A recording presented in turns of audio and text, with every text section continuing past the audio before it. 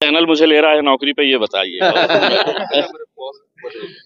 Sir काय कुठं कमी पडला काय वाटतं?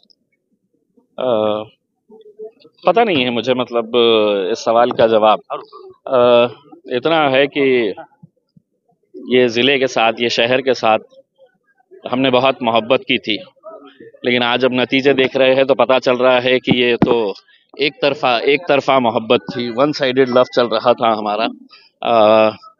जो भी हो, मुझे 10 साल यहाँ पर काम करने का मौका मिला. 5 साल आमदारकी के, 5 साल खासदारकी के. और ये इलेक्शन होता है, जनता जिसे चाहती है उसको ये मौका देती है. मैंने यही कहा था कि भाई मुझसे अगर कोई बेहतर है जो आपके प्रश्न वहाँ पर उठा सकता है, जो आपके लिए लड़ सकता है, आप उसको वोट दीजिएगा, लेकिन जाति धर्म और मजहब के नाम के ऊपर मत दीजिएगा करके उसमें. अब ये जो वोट दिया गया है वो किस बुनियाद के ऊपर दिया गया है ये जनता ने तय किया है.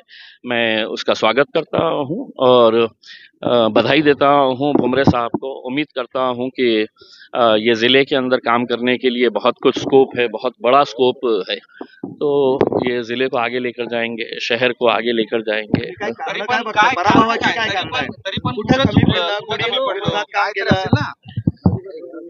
क्या है, मुझे पर्सनली अगर देखा जाए तो बड़े चौंकाने वाला ये है उसमें, क्योंकि मैं खुद इस तरह का एक्सपेक्ट नहीं कर रहा था कि रिजल्ट आएगा करके. लेकिन खैर जो भी है हम वेलकम करते हैं, जो भी जनता का फैसला है, और जनता के फैसलों को हम सर आंखों के ऊपर रखते हैं. उन्होंने ये समझा कि नहीं, इम्तियाज़ जलील को हमने 5 साल दिए हैं, अब इम्तियाज़ जलील से बेहतर कैंडिडेट हमारे पास है, तो उन्होंने उनको लोकांनी काम केलं नाही का तुमचं? देखिए, मतलब ये अब चीज़ें अगर एक दूसरे के ऊपर अगर हमने उंगली उठाना अभी से शुरू कर डाले, जब तक हम इसके डिटेल के अंदर नहीं जाएंगे तो तब तक हमको समझ में नहीं आएगा उसमें. लेकिन मुझे ये लगता है कि नतीजे आने के बाद है तो किसी के ऊपर, क्योंकि ऐसा होता है ना कि जो जीता वो सिकंदर. अब जीत गए हैं, अब उसके बाद है तो शिकायतें करके कि साहब किसका 1.25 लाख मतांनी पिछड़ी है तुमची. हाँ, ये इतना मैं एक्सपेक्ट नहीं कर रहा था. मैं पर्सनली इतना एक्सपेक्ट नहीं कर रहा था, और मैं तो ये समझ रहा था कि खैरे साहब काफ़ी अच्छे वोट लेंगे, क्योंकि खैरे साहब ने भी बहुत मेहनत किए थे, बहुत काम किए थे लोगों के बीच में जाके उन्होंने. लेकिन उनको भी नहीं मिला है उसके अंदर. तो लास्ट ईयर आपको सगळेच पट्ट्यातून तुम्हाला प्रतिसाद मिळतो. लास्ट ईयर आपको वंचित ने आगे लेके गया, अभी इस साल वंचित का दगाफटका हुआ है. देखिए, मैं जब तक है तो पूरा रिजल्ट है तो देखूंगा नहीं, समझूंगा नहीं कि कहाँ से कैसे फटके पड़े है करके उसमें. तो तब तक है तो कोई प्रतिक्रिया देना मेरे हिसाब से मुनासिब नहीं होगा उसमें. ये नी जर्क रिएक्शन हो जाएगा मेरा, मैं वो नहीं देना चाहता हूँ उसमें. लेकिन मैं यहाँ की जनता का धन्यवाद देना चाहता हूँ कि मुझे ये मौका मिला था कि 22 दिन के अंदर उन्होंने मुझे खासदार बनाया था, दिल्ली तक भिजाया था, और दिल्ली में जाके जितने भी मैंने प्रश्न उपस्थित कर सकते थे वो करने की कोशिश किया है. सर तुम्ही नेहमी बोलताय की विकास आणि याच्यावर मतं मिळाली होती, त्यापेक्षा कमी मतं या वेळेस मिळाली आहेत. त्याची काय कारण आहेत? कारण तुम्हाला जेवढी मतं मिळाली होती त्यापेक्षा या निवडणुकीत तुम्हाला कमी मतं मिळाली आहेत. देखिए, मैं यही बता रहा हूँ ना कि जब तक है तो हम इसको स्टडी नहीं करेंगे कि कौन से तालुके से हमको कितने वोट्स कम मिले हैं, पहले टाइम कितने मिले थे, अभी कितने मिले हैं करके, तो मेरे हिसाब से बहुत जल्दबाजी होगी उसमें. अभी तो आप लोगों के लिए खबर यही है कि इम्तियाज़ जलील हार चुका है और संदीपान भुमरे साहब जीत चुके हैं करके. तो उस खबर को अभी चलाइएगा, बाकी का पोस्टमार्टम जो है वो पोस्टमार्टम बाद में. बोलत आला जातीचा शेवटी जातीचा विजय झाला, जातीच्या प्रश्नावर संसदेतलं त्यांना काय सांगाल? नहीं, देखिए, मैं ये कहना चाहूँगा कि इस ज़िले को डेवलप करने के लिए बहुत स्कोप है, बहुत ज़्यादा यहाँ पर हम इसको डेवलप कर सकते हैं.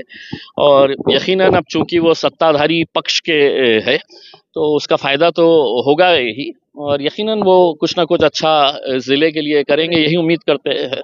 जातीच्या भावनेवर प्रश्न विचारले गेले, जातीच्या भावनेवर मतं मागणी गेली, तुम्ही विकासाच्या मुद्द्यावर मतं मागितली, शेवटी जातीच्या भावनेचा विजय झाला.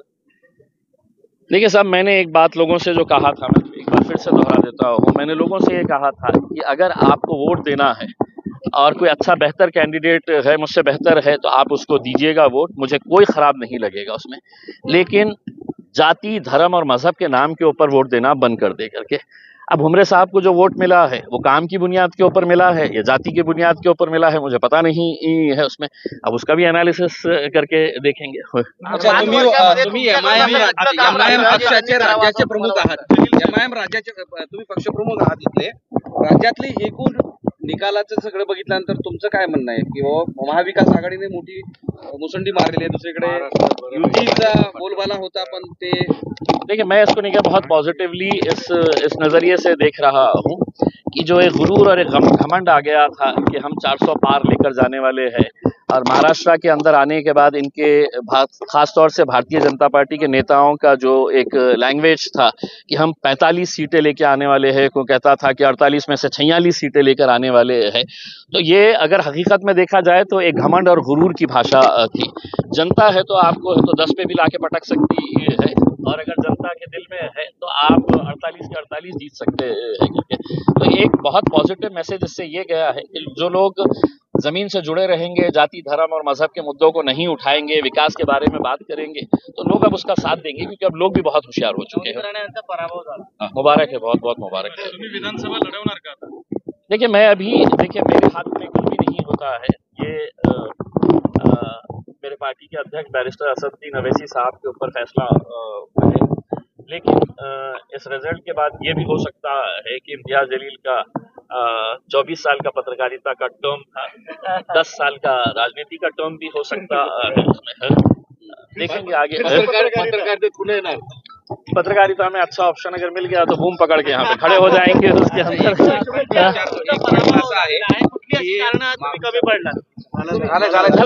एक प्रश्न असा आहे की मागच्या वेळेस 2019 मध्ये वंचित प्लस एमआयएम, देशातल्या वेगळ्या भागामध्ये एमआयएम, राज्यात वंचित असा फॅक्टर खूप चालला होता। यावेळेस तो फॅक्टर चालला नाही आणि म्हणून महाविकास आघाडी, देशामध्ये इंडिया आघाडी ही पुढे गेलेली आहे असं आता चर्चा सुरू आहे।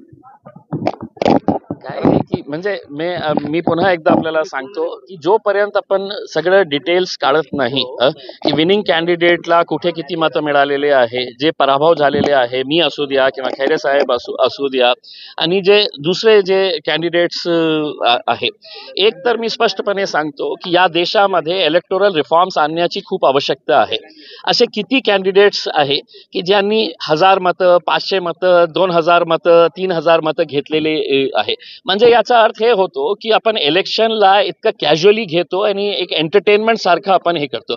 मला असं वाटतं की एक खूप जबाबदारीचा एक हे आहे, कॉन्स्टिट्यूशनल याच्यामध्ये काहीतरी अमेंडमेंट करण्याची आवश्यकता आहे, आणि जो कोणी इलेक्शन लढण्यास इच्छुक असेल आणि त्याला 1000, 2000, 3000 मतं मिळणार असेल तर कुठेतरी काही नियम बदलण्याची आवश्यकता आहे।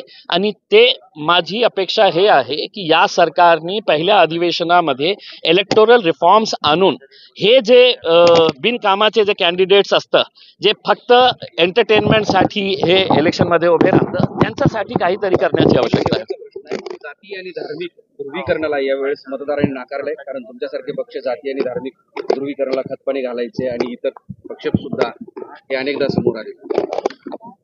आपल्या समोर आलेलं असेल, पण मी मागच्या 10 वर्षामध्ये कधीही जाती धर्माचा हे केलं नाही, आणि दुसऱ्या पक्षांनाही मी विनंती करत होतो की आपण ही जाती धर्माच्या मुद्द्यावर आपण इलेक्शन लढू नये, कारण मी तर लोकांना हे स्पष्टपणे सांगितलं होतं की कॅन्डिडेटला बघून ते इंडिपेंडेंट का असू नये। हा प्रश्न देशव्यापी आहे, देशातले मतदार, देशातली जनता जातीय धार्मिक ध्रुवीकरणाला नाकारलेली आहे का, हा साधा प्रश्न आहे। नाही, 100% इंडिया म्हणजे आपण या देशाचे जितके मतदार आहे त्यांना धन्यवाद द्यायला पाहिजे। उशीर का होईना, बेटर लेट देन नेव्हर आपण असं म्हणतो ना, की इतकं वर्षानंतर कमीत कमी लोकांना हे कळालेलं आहे की राजनीतीमध्ये जाती धर्माचा नाव घेऊन हे मुद्दा तयार करून कशा निवडणूक लढायचं, कशा निवडणूक जिंकायचं, हे अनेक वर्षापासून या देशामध्ये सुरू होतं। कमीत कमी आता हे पॉझिटिव्ह चेंज आपल्याला बघायला मिळत आहे। मी पर्सनली याचं वेलकम करतो।